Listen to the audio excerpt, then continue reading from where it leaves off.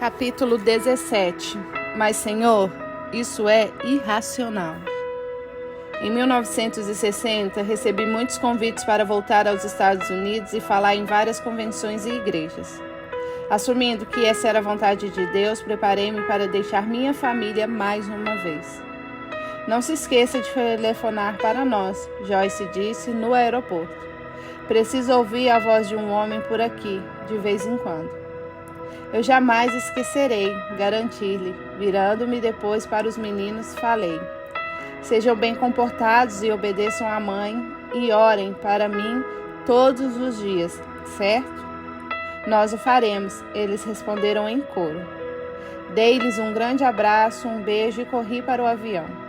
Chegando aos Estados Unidos, entrei em uma roda viva de atividades, indo de uma cidade para outra, falando em toda a parte, em enormes salas de grandes convenções ou em pequenas reuniões de oração de sala de estar.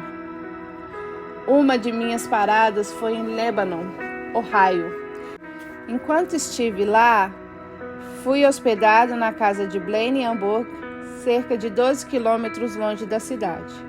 Blaine é um dos diretores internacionais da Associação Internacional dos Homens de Negócio do Evangelho Pleno, e a mim competia falar no dia seguinte na igreja frequentada por ele.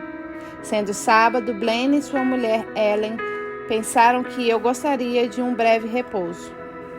Vamos à cidade resolver alguns negócios, Blaine falou. Voltaremos logo. Aproveite e descanse um pouco até a nossa volta. Há bastante comida na geladeira se estiver com fome, a Ellen acrescentou. Certo, respondi. Isso me parece bom. Depois que eles saíram, acomodei-me com a intenção de estudar a Bíblia e orar, preparar-me para a minha atividade ministerial do domingo. Meu método é sempre o mesmo. Simplesmente peço a Deus que me guie a passagem das Escrituras sobre a qual devo falar. Então leio e releio aquela passagem até ter certeza de compreendê-la profundamente. Isso, mais orações fervorosas pedindo a unção de Deus no ministério dessa passagem, costumam produzir resultados.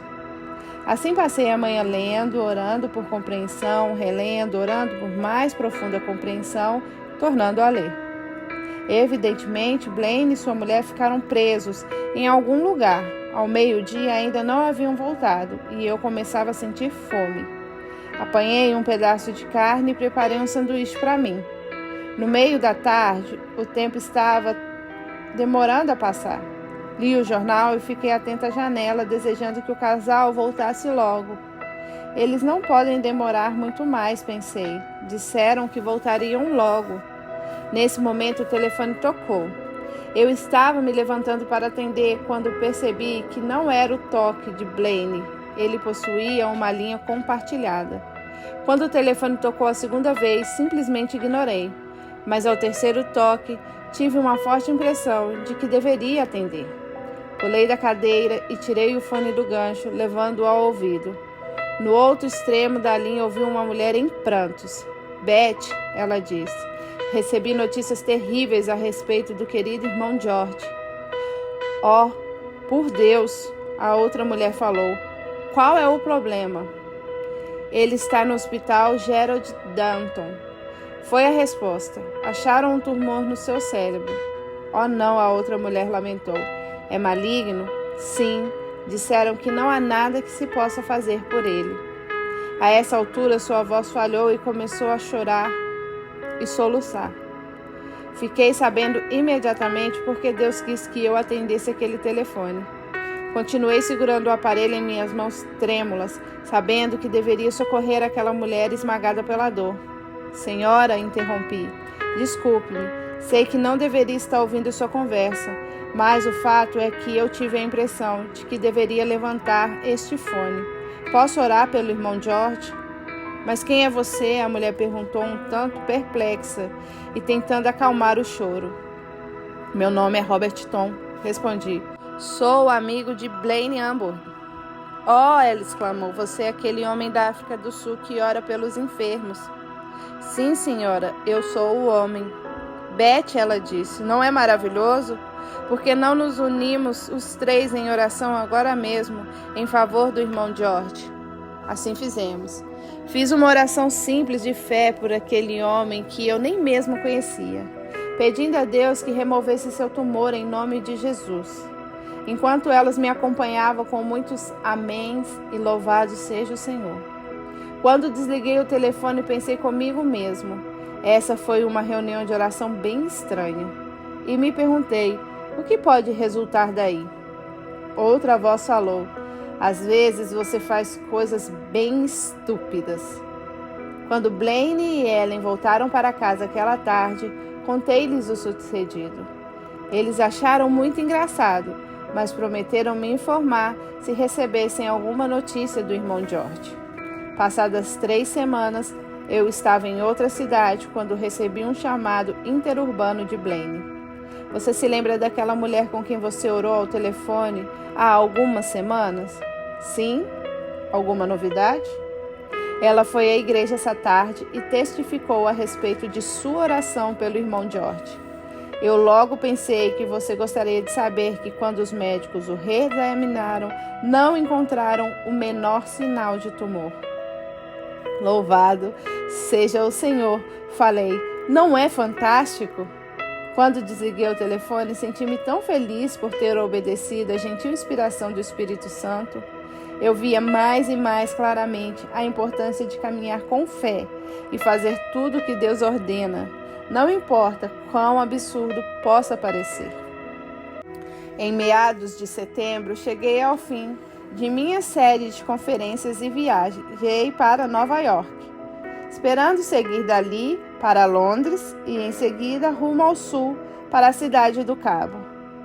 Eu estava hospedado no Hotel New York, no qual planejara passar meu último dia em Nova York. Ali recebi um telefonema de uma senhora, líder de um grupo feminino de oração em uma igreja presbiteriana no bairro da Jamaica, em Nova York. Ela me consultava quanto à possibilidade de eu comparecer a uma reunião no dia seguinte e falar ao grupo. Bem, senhor, pensei, meu plano para sair daqui amanhã estava feito, mas se é isso que tu queres, retardarei meu voo por mais um dia. Agradeci à senhora o convite e prometi comparecer.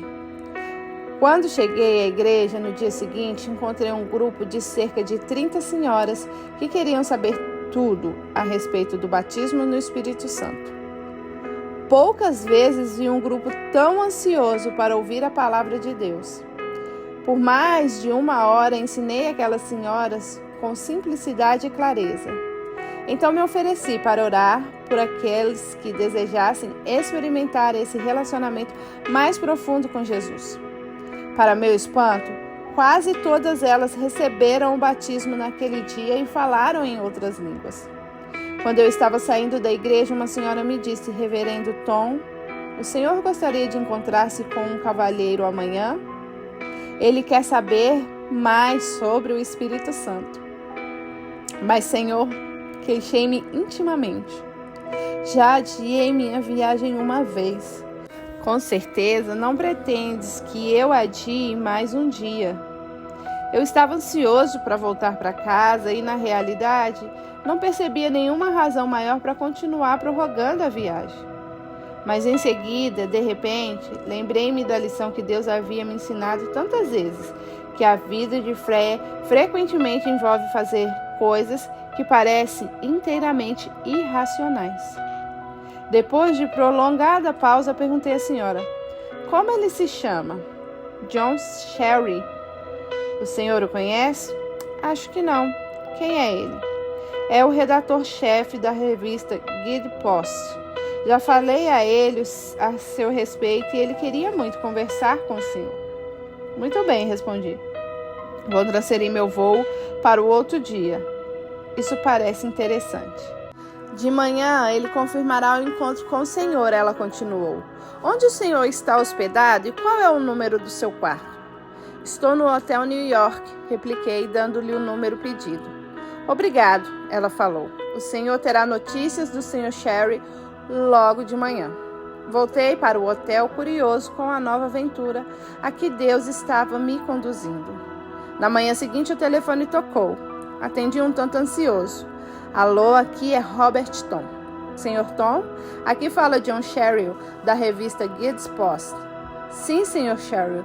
Estava esperando o seu chamado. Em que posso ser útil? Robert, tenho feito cuidadosamente pesquisa acerca do Espírito Santo e do batismo do Espírito. Em especial, apenas quero perguntar-lhe, é conveniente para você vir hoje ao meu escritório? Ficarei honrado, respondi. A que hora devo chegar? Que tal ao meio-dia? Hoje estou com uma agenda de trabalho muito apertada, mas o fato é que preciso falar com você. Está certo. Aonde devo ir? West 29th Street. E Robert, em vista da minha posição de redator-chefe, mantenho o assunto em sigilo por enquanto. Não faço ideia de como o pessoal aqui na Guides Post vai reagir diante do meu interesse pelo assunto. Mais tarde, explicarei a eles. Eu compreendo, respondi. Até o meio-dia. Exatamente ao meio-dia, entrei no escritório de John Sherrill. Ele me apresentou calorosamente boas-vindas. Fechou a porta e começou imediatamente a inquirir-me acerca do batismo no Espírito Santo. Há quanto tempo eu havia tido a experiência? O que se parecia? O que isso fizera por mim? E a respeito de falar em línguas estranhas? As pessoas poderiam, se desejasse, ligar e desligar? E quanto aos dons do Espírito Santo? À 1h da tarde, ele continuava firme, dando uma olhadela no relógio, falou. Reverendo Tom, não quero encerrar já essa conversa. Quer sair e almoçar comigo? Por certo, respondi. Gostaria muito. Fomos a um restaurante e continuamos nosso debate. Quer saber? Ele falou. Tenho conversado com muitas pessoas interessantes sobre esse assunto.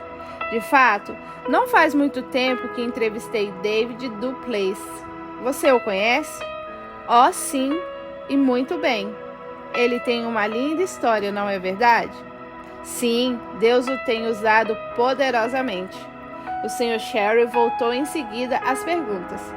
Está subentendido que todos falem em línguas? E acerca da interpretação, como funciona? Eu já havia interpretado? Terminamos o almoço, mas ele continuava muito interessado. Por que você não volta ao escritório comigo? Sugeriu. Você dispõe de tempo? Sim, respondi. E assim voltamos ao escritório e conversamos até as 3h daquela tarde. Antes de sair do escritório, com uma simplicidade quase infantil, ele me pediu: Reverendo Tom, quer orar por mim antes de se retirar? Curvamos a cabeça e senti a presença poderosa do Espírito Santo naquele escritório enquanto orávamos juntos. Eu sabia que Deus faria algo fora do comum na vida daquele homem, mas não imaginava que este era o mesmo John Sherrill que viria a receber o batismo no Espírito Santo 2 meses e meio depois e escreveria o belo livro Eles Falam em Outras Línguas, um instrumento pelo qual tantas pessoas receberam a plenitude do Espírito Santo. Quando regressei à cidade do Cabo, desfrutei de alegre reunião com minha família por várias horas conversando acerca dos pontos mais importantes da minha viagem. Naquela tarde, Joyce me disse: Bob, sua mãe tem perguntado por você. Penso que seria bom ir vê-la amanhã. Está bem, respondi. É provável que ela goste de ouvir tudo a respeito da viagem. Assim, no dia seguinte, corri para Brooklyn, onde minha mãe estava morando. Senhor, orei em silêncio. Concede que seja uma bênção para ela. Então, logo nos encontramos, dei-lhe um grande abraço e comecei a falar a respeito dos muitos lugares onde eu havia pregado durante minha viagem aos Estados Unidos e dos muitos milagres que eu vira. Minha mãe ouviu em silêncio por um longo tempo. Por fim, ela disse: Bob, Deus tem sido muito bom com você. Eu gostaria muito de ouvir mais do que você tem para contar. Bem, mamãe, falei. A senhora não quer ir comigo para a missão amanhã à noite, para ouvir-me pregar? Vou contar tudo sobre a viagem. De fato, lá estava ela no culto na noite seguinte. O Espírito de Deus veio poderosamente sobre mim na hora em que eu falava dos milagres que presenciara. E naquela noite, minha mãe concluiu que não estava salva e deu seu passo à frente, aos 72 anos de idade, para receber Jesus como seu Senhor e Salvador pessoal. Fiquei maravilhado com a operação do Espírito Santo em sua vida. Dali em diante, eu vi desabrochar em fé e obediência. Ao contrário do tempo em que ela pensava que Joyce e eu éramos completamente loucos por crermos da forma como fazíamos. Ela começou a arriscar-se em pequenos atos de fé irracionais, que faziam muito sentido para ela agora. Afinal de contas, mamãe observou, os caminhos de Deus são mais altos que os nossos caminhos, e as suas ideias fazem muito mais sentido do que as nossas, não fazem?